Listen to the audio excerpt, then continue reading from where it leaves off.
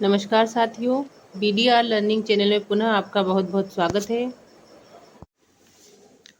दोस्तों, वार्षिक परीक्षा सत्र 2024-25 अंतर्गत इस वीडियो में हम कक्षा 11वीं के हिंदी विषय के प्रश्न पत्र के समाधान देखेंगे।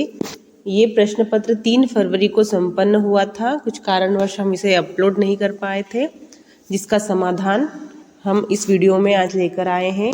यदि आपका भी पेपर कोड 111001 आया था तो आप इस वीडियो के माध्यम से अपने उत्तरों का मिलान कर सकते हैं और अपने अंकों का आकलन कर सकते हैं। चलिए शुरू करते हैं वीडियो। प्रश्न क्रमांक 1 में सही विकल्प का चयन करना है। पहला है मीरा अपना सर्वस्व मानती है। हम सभी जानते हैं मीरा कृष्ण भक्त कवयित्री थी। इसका सही उत्तर हो जाएगा, मीरा कृष्ण को अपना सर्वस्व मानती है। दूसरा है वीर रस का स्थायी भाव है। वीर रस का स्थायी भाव होता है उत्साह। सही उत्तर होगा। तीसरा है मियाँ नसीरुद्दीन शब्द चित्र लिया गया है। तो ये शब्द हम हशमत से लिया गया है। आपका सही उत्तर हो जाएगा। अगला है शब्द शक्ति के प्रकार है। ये प्रश्न कितनी ही बार रिपीट हो चुका है, मोस्ट आईएमपी प्रश्न है ये। इसका उत्तर होगा ऑप्शन स 3। शब्द शक्ति 3 प्रकार की होती है। अगला है कुएं की खुदाई की जाती है, जिसका सही उत्तर हो जाएगा ऑप्शन स बसोली से। अगला है किसी भी फिल्म या धारावाहिक की कथा को कहा जाता है, तो उसे पट कथा कहा जाता है। इसका सही उत्तर हो जाएगा। प्रश्न क्रमांक 2 में रिक्त स्थानों की पूर्ति करके लिखना है। रिक्त स्थान में क्या लिखना है, इसका भी विकल्प दिया गया है। तो पहला प्रश्न है कबीर रिक्त स्थान धारा के कवि है। कबीर निर्गुण धारा के कवि है। वे निर्गुण निराकार ईश्वर की उपासना करते हैं। दूसरा है काव्य में बिंब को रिक्त स्थान माना जाता है। बिंब को शब्द चित्र माना जाता है। तीसरा है गलता लोहा एक है। गलता लोहा एक कहानी है। अगला है ऐसे शब्द जो क्षेत्र विशेष में बोले जाते हैं, उन्हें क्षेत्रीय शब्द कहा जाता है।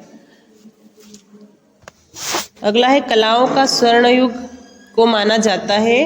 गुप्त काल को कलाओं का स्वर्ण युग माना जाता है। इस काल में कलाओं की उन्नति हुई थी। अगला है ऑल इंडिया रेडियो की स्थापना सन रिक्त स्थान में हुई थी। तो ऑल इंडिया रेडियो की स्थापना 1936 में हुई थी। 1936 इसका सही उत्तर हो जाएगा। प्रश्न क्रमांक 3 में सत्य असत्य लिखना है।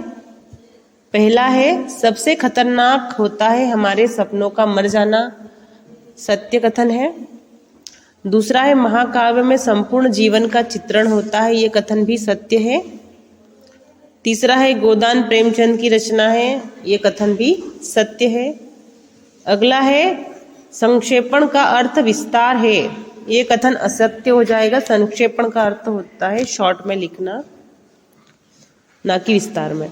अगला है आलो अंधारी मूलतः पंजाबी में लिखी गई। ये कथन भी असत्य हो जाएगा। अंतिम में डायरी नितांत अंतरंग रचना है। सत्य है। डायरी किसी की निजी रचना होती है। इस प्रकार आप देखेंगे पहला, दूसरा, तीसरा सत्य है, चौथा पांचवा असत्य है, छठा सत्य है। प्रश्न क्रमांक 4 में सही जोड़ी का मिलान करके लिखना है। पहला दिया गया है चिराग मयस्सर नहीं है। इसका मिलान करेंगे शहर के लिए। पहले को मिलाना है 6 से। दूसरा है धरती, जो कि त्रिलोचन जी की रचना है। अगला है रोला छंद, जिसमें 24 मात्राएं होती है। चौथा है रजनी, जो कि मन्नू भंडारी जी की रचना है। पांचवा है रचना के आधार पर वाक्य के प्रकार। तो रचना के आधार पर वाक्य के 3 प्रकार होते हैं। 5वें को घ से मिलाएंगे। छठा है स्वर कोकिला, लता मंगेशकर जी को स्वर कोकिला कहा जाता है, छठे का मिलान करेंगे क से।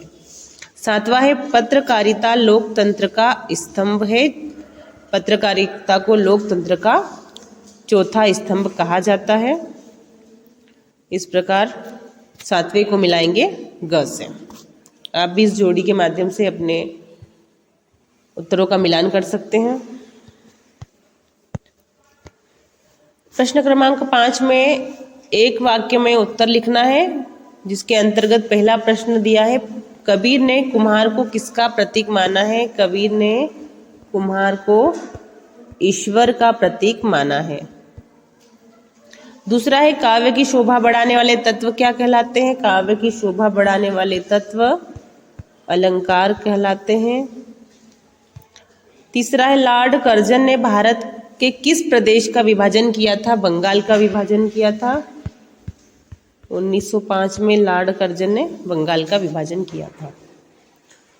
चौथा है फीचर फिल्म पाथेर पांचाली किस सन में प्रदर्शित हुई थी? ये फिल्म 1955 में प्रदर्शित हुई थी। प्रश्न क्रमांक 5 है निपात किसे कहते हैं? तो इसका उत्तर आप लिख सकते हैं, निपात एक प्रकार का शब्द है जो वाक्य में किसी विशेष अर्थ या भाव को प्रकट करने में प्रयोग किया जाता है। आप शॉर्ट में लिखना चाहें तो ये लिख सकते हैं, विशेष अर्थ या भाव को प्रकट करने वाले शब्द को निपात कहते हैं। छठा है धरातल पर बहने वाले पानी को क्या कहा जाता है? पालर पानी कहा जाता है। और लास्ट है हिंदी शब्दकोश में लगभग कितने शब्द हैं? तो लगभग 1.50 या 1.50 लाख शब्द हैं जो समय समय पर परिवर्तित होते रहते हैं।